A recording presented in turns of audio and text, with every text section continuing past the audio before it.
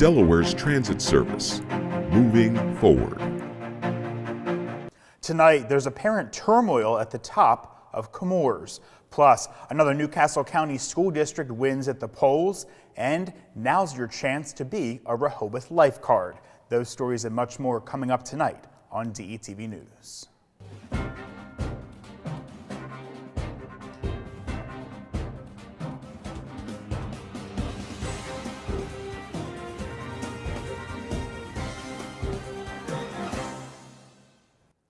Good evening and welcome to DETV News. I'm Matt Ford. Thanks for joining us tonight.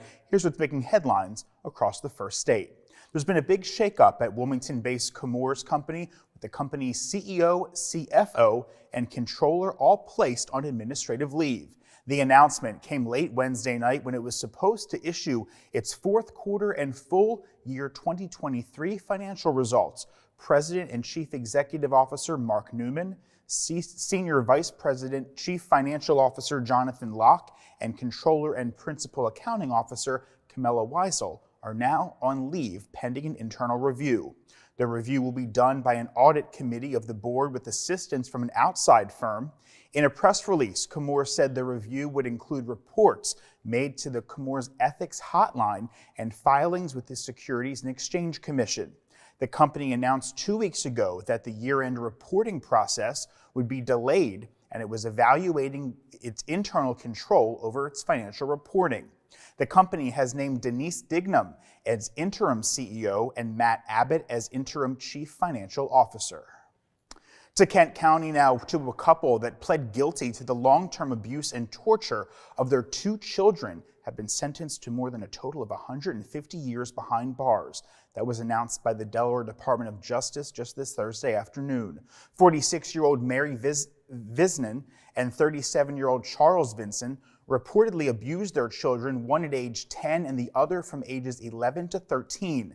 The kids were regularly assaulted, force-fed, starved, and made to stand for long periods of time, according to court records. The abuse was caught on camera, and the parents had installed in their room and were both hospitalized multiple times. Mary Vinson pled guilty to 30 felonies and received 106 years in prison. Charles pled guilty and was to 12 felonies and was sentenced to 49 years behind bars. Switching gears now, it was a resounding yes for red clay schools yesterday, as nearly 71% of voters approved a 50-cent increase to the property tax rate for capital projects and ballooning operating costs. The increases will take place over the next 3 years. Wednesday's vote marked the first red clay referendum in nearly a decade. Just over 9,800 votes were cast, according to the unofficial results.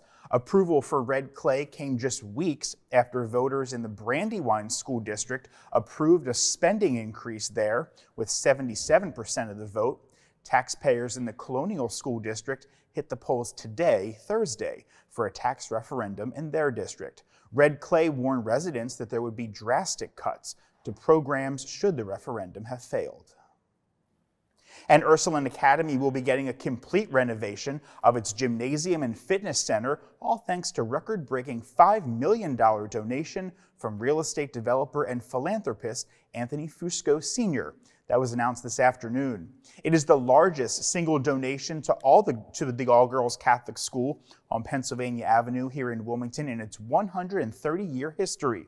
The seating capacity of the Laffey McHugh Gymnasium will be increased by 200 seats, and the fitness center, to be named after Fusco, will receive new locker rooms, athletic offices, and other improvements.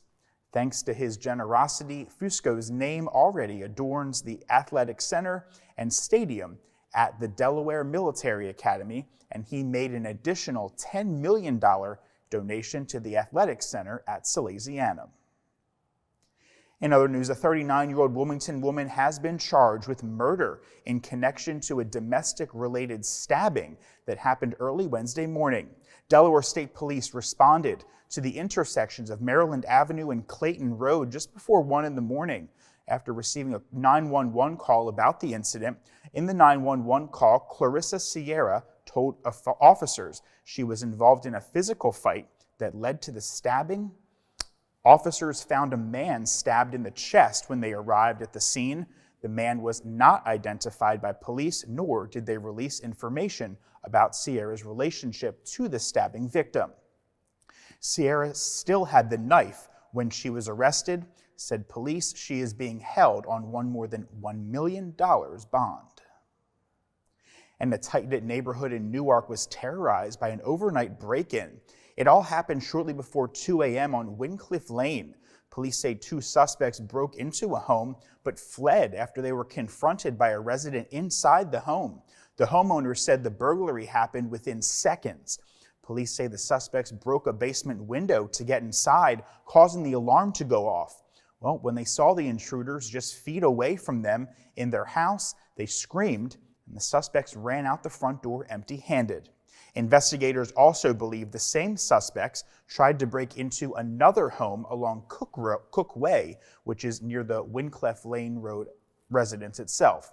No arrests have been made at this time. Detectives are asking residents in the area to go ahead and check their cameras and security systems for any videos or images between February 27th at 11 p.m. and February 28th at 3:30 a.m. Anyone that may have information is asked to contact Newark Police. And 3 men have been arrested in connection to a home invasion earlier this month, reports Dover Police. Police responded to the 100 block of Old Forge Drive early February 14th and found a 31-year-old man with a gunshot wound to his upper body. Police learned that 3 men had kicked the back of the door to the residence open and shot the victim. Police were able to identify the 3 suspects as 27-year-old Jameer Lewis, 30-year-old Emery Cannon, and 30-year-old Morris Savage. Lewis was taken into custody on February 21st and charged with multiple offenses. He was being held on $147,000 cash bail. Yesterday, Wednesday, police learned that the 2 other suspects had boarded a train for California. Working with Amtrak and the Los Angeles Police Department, the 2 men were taken into custody at the Amtrak station in Los Angeles. Both were awaiting extradition back here to Delaware to formally be charged. And a 54-year-old Newcastle man has been charged with aggravated menacing Wednesday morning following a road rage incident in Claymont. Police said Ronnie Ane followed a driver into the Wawa parking lot located on Naaman's Road after believing he had been cut off on the highway. He parked allegedly behind the driver and an argument ensued. That's when police say that he exited his vehicle holding an unfolded knife behind his back and yelling until witnesses had to intervene. Police took him into custody without incident. He was arraigned and released on a $12,000 unsecured bond. And 2 people were hurt Wednesday night in a rollover crash on McKinnon's Church Road near McCain High School. Newcastle County Police said 1 person was trapped in the vehicle and another had been ejected when they arrived on the scene around 10:30 p.m. Mill Creek firefighters removed 1 victim from the vehicle. Both were treated at the scene by Newcastle County paramedics before being taken to Christiana Hospital for treatment. The County Police Traffic Services Unit is investigating this crash. And no injuries were reported in the collapse of a vacant building facade on East 4th Street near Pine Street here in Wilmington. The collapse was reported just before midnight on Wednesday. The building had been vacant for some time, said Wilmington firefighters, and had been part of a row of similar homes that had been previously demolished. The City of Wilmington's Department of License and Inspection is investigating the collapse. Turning now to political news, the race for Delaware's U.S. House seat narrowed Wednesday with the announcement from Delaware State Treasurer Colleen Davis that she has left the race. Davis has said in a social media post Wednesday that her campaign for the Democratic nomination was over. She said in a statement that she and her family had been through difficult times in recent weeks and months. After learning of a genetic mutation that poses a cancer risk, Davis had her ovaries removed and underwent a double mastectomy.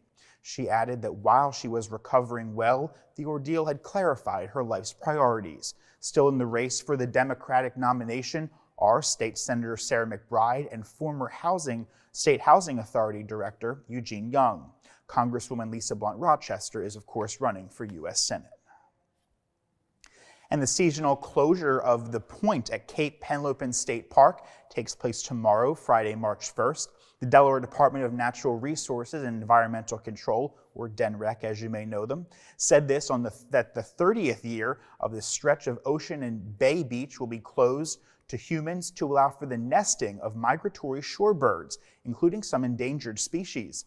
The piping plover, red knots, and American oyster catchers all called the point home for the summer. The oceanside beach will reopen September 1st, while the bayside will stay closed until October 1st. March 1st is also when 2024 entrance fees for Delaware state parks go into effect through March 30th. For vehicles registered in Delaware, the fees are set for $4 for inland parks and $5 for ocean parks. Out-of-state vehicles cost $8 at inland parks and $10 at ocean parks. Credit card machines are available at most park locations, and for sites without fee attendants, self-registration envelopes can be deposited in secure drop boxes. Annual passes are also available. Fees collected account for 70% of the funds needed to manage and maintain our parks. And in related news, the Delaware Seashore State Park will be at the site of a beach driving clinic on March 30th. Here's what it's all about. Staff will lead drivers on the sand to learn about this popular activity. To drive on the beach, participants must have a valid surf tag and the required equipment, which includes a low pressure tire gauge, chain or a tow rope, board, jack and shovel. The clinic starts at 9 a.m. on the Indian River Life Saving Station. The class runs for roughly 2 hours and 30 minutes, and it will cost $20. For reservations, you can visit that website seen there on your screen. And while it's nice to be assured that spring is just around the corner, we are reminded that we do have a few more weeks of winter left. Well, with that, here's our very own Shakara Denise with the forecast. Hey, Shakara. Hey, Matt. Yes, all the talk about the beach and birds is definitely wanting me ready for spring and summer, but you're right, we do have a few more weeks of winter, but this weekend is shaping up not to be so bad. Let's check it out right now. On Friday, we're looking at a high of 49 degrees with mostly sunny skies. Saturday seems to be a soaker. Unfortunately, rain will be here all day. The high will be 55 degrees, low will be about 45 degrees. And on Sunday, it's shaping up to be a great day. Partly cloudy skies, and the high will be about 62 degrees. Now, even though Saturday is shaping up to be a rainy day, there are still some things to do in Wilmington. You may want to check out the Queen. They are having a Shine a Light on 1984. It's going to be a great event. There are going to be local artists there and music you can jam to the favorite year, if it's yours, 1984, but still a great event to come out and have a good time. Family fun night. Thank you so much, and Matt, will throw it right back to you. Thanks, Shakara. I just got my tickets for Shine a Light last night, so I got mine, so awesome. I hope to see you guys there. Thousands of Delaware music lovers will unfortunately be disappointed to learn that the highly successful Firefly Music Festival will not be returning this year as promised. Organizers announced today, Thursday, that the festival would not be coming back to Dover in 2024. The festival was canceled in 2020 because of the COVID pandemic, you may remember, and it was not held last year in 2023. At this time, organizers said that the party that draws an estimated 40,000 people would be back this year. As of noon Thursday, the website was updated to read the festival would be back on Sunday when they say the timing is right. All is not lost, however, as promoters say music events are still planned at the site. The festival, the Montegreen Festival, featuring the band Fish, is currently scheduled from August 15th through the 18th at the Woodlands. And the president and CEO of the Ronald McDonald House of Delaware has been named Delaware's honoree in USA Today's Women of the Year program. Pan Cornforth has been with the charity before the house was even built, serving 3 decades with that program that provides refuge and relief for families whose children are in the hospital. Cornforth oversees dozens of full-time staff and volunteers. Under her leadership, the house has expanded twice, and she served 2 years as a member of the Ronald McDonald House Charities Global Advisory Board. She has also been active with other statewide nonprofits, including the Rotary Club of Wilmington, and founded the Fund for Women. A huge congratulations to her. And so you want to be a Rehoboth Beach lifeguard, you say? Well, there are opportunities to try out for these coveted positions coming up in the next few weeks. Physical fitness is required. Tryouts include swimming, running, push-ups, and sit-ups. Applicants must be at least 16 years old by Memorial Day weekend and certified in CPR and first aid. Pay starts at $17.50 an hour with an incentive bonus of up to $1,000. Details of the tryouts are shown here on your screen, and an application for more information can be found at cityofrehoboth.com.